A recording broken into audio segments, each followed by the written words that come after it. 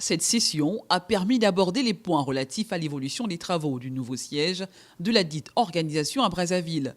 L'organisation du sommet extraordinaire des chefs d'État et de gouvernement en 2021 dans la capitale congolaise. Mais aussi l'impact de la Covid-19 sur l'industrie pétrolière africaine.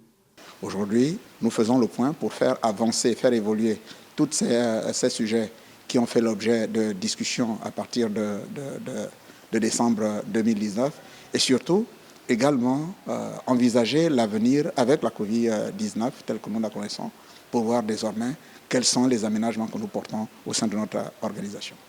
Les travaux du siège qui devaient se dérouler en 18 mois ont connu du retard suite à la pandémie.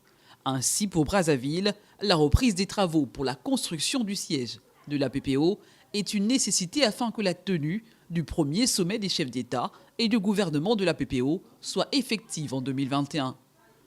Une situation qui dépendra grandement aussi de l'évolution de la crise sanitaire.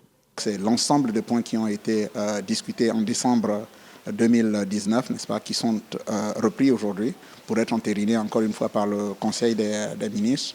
Lesquels points font état déjà de l'organisation en tant que telle, de la mutualisation des efforts, la mutation au sens de ce que le siège qui avait été ramené au Nigeria. Pour les ministres d'États membres, la crise que traversent les économies africaines doit permettre de tirer des leçons et de resserrer les liens.